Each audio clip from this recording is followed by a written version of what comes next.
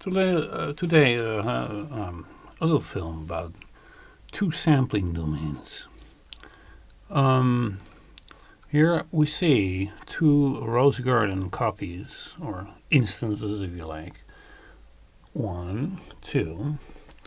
One is connected with this jack program, which is set up to run at a normal studio sampling frequency of 96 kilohertz. The other one, this one, simultaneously runs at 48 kilohertz. They each have their own Rosegarden started up with it, and here's a patchage program that shows the connections. We have the system connecting to Rosegarden, and Rosegarden connecting to the system, and DUI in Hong Kong DA converter. And there's one MIDI connection, the MIDI connection from Rosegarden 1, sync out to the external controller of Rosegarden 2. So,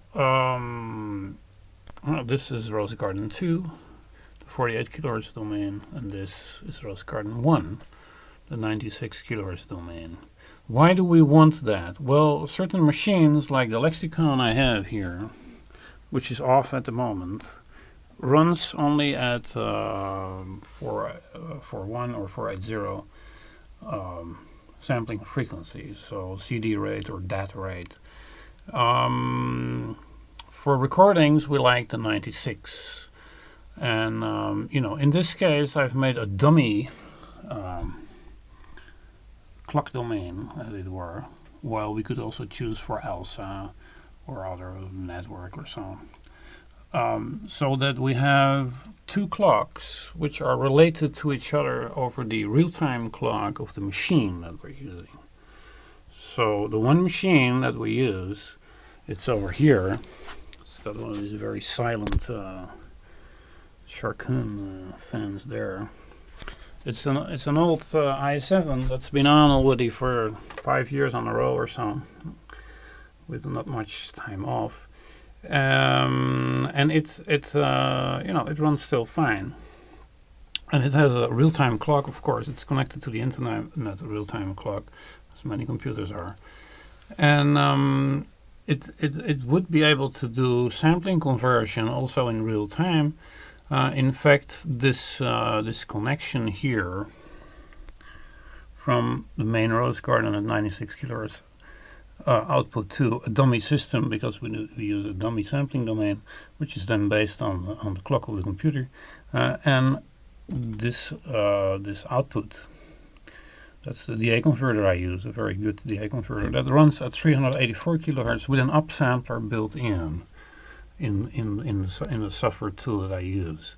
So I made a recording, and I wanted to be able to have a slave domain in 48 kilohertz to put on the lexicon. That is to make certain tracks here copy to there, or in fact all of them in this case, but then with an effect on them, and to have only digital conversions going on. So I didn't after I recorded these tracks, I didn't anymore use an analog domain, so I didn't go back from digital to analog and back again. So, well, in fact, the input to the DA converter in this case was done analog, but I didn't need to do that. So I recorded the output of the effect unit here per track, corresponding tracks with here. I'll let you hear one track, for instance. Piano, track 1. And there's one here too, also track 1. And they run in parallel. So if I stop this one stops too. Now at the moment we have only one DA converter, which I can put in this domain or in the other domain, but not both at the same time.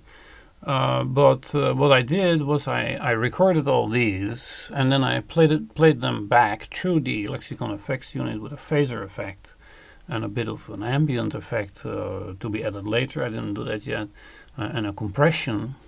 And then I read the sum of that over the lexicon back into the 96 kilohertz domain. And that's the last track here. So if we listen to that, we hear all the tracks I made. Let's take a random time here. And we hear a phaser effect and a compressor. And it's very soft.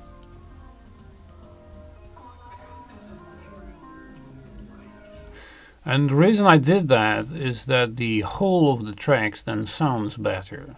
So if I play it back, the addition of those effectuated tracks per track makes sure, oh, it doesn't do that. I go back and start stop and then it works. So it's like a sampling correction thingy. Well, a bit of a acoustic preparation too. So it's actually a preparation for further processing. So I have then, all these tracks separately processed and mixed back together into this track, and that's then mixed in with the mixer here. Last track. This is then that special track added to the mix of the other tracks after they've been given effect.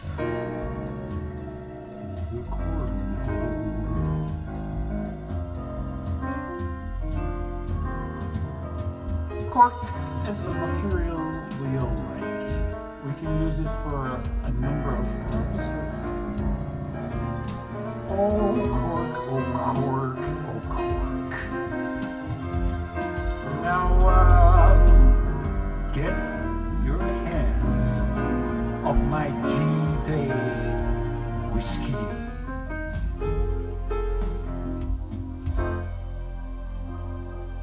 Yeah. That's it for now.